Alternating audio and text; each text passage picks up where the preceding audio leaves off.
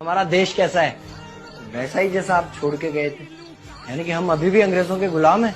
नहीं, अंग्रेजों से तो हमें 1947 में ही आजादी मिल गई थी। अच्छा, तो अब तो हमारे अपने लोग देश चलाते होंगे ना?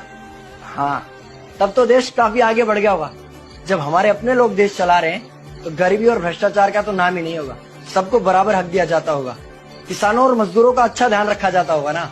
नहीं, ऐसा तो कुछ नहीं है। तो कैसा है बताना मुझे। कैसे हमारे अपने नेता, हमारे आजाद भारत के नेता, 100 साल हो गए मुझे गए हुए, बताना। हमारे अपने नेता वो तो अपनी जेबें भरने में लगे हुए हैं। आने वाली 7 पीढ़ियों को नहीं बल्कि 700 पीढ़ियों को ना कमा कर खाना पड़े उस चीज के इंतजाम में लगे हुए हैं। तो तुम लोग क्या कर रहे हो और हमारे देश का युवा क्या कर रहा है? हम लोग तो इंस्टाग्राम पर रील्स देखने में बिजी हैं। यानी कि हमारी कुर्बानी का देश के लोगों पर कोई असर नहीं पड़ा। देश के लोगों में कोई देशभक्ति नहीं, कोई देश प्रेम नहीं।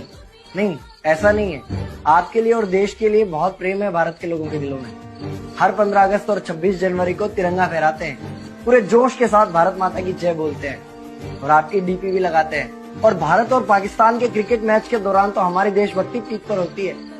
तुम इसे देशभक्ति समझते हो?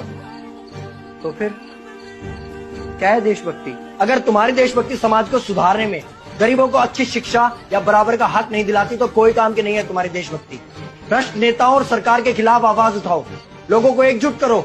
लेकिन अगर हमने सरकार के खिलाफ आवाज उठाई या नेताओं से सवाल पूछे तो हमें एंटी नेशनलिस्ट कहा जाएगा या हमें गद्दार करार दे दिया जाएगा।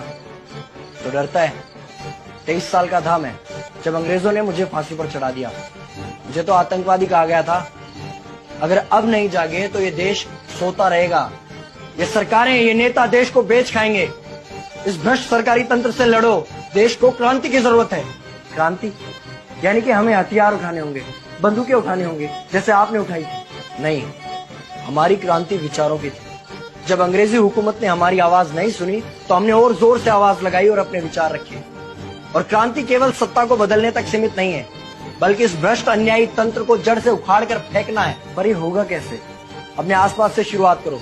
जो भी तुम्हें भ्रष्ट नजर आए उसके खिलाफ आवाज उठाओ, एक्शन लो। तुम्हारे टैक्स का पैसा नेताओं की जेब में जा रहा है, हिसाब मांगो। अपने वोट का सही इस्तेमाल करो, लोगों को जागरूक करो और इस देश को आजाद करवाओ।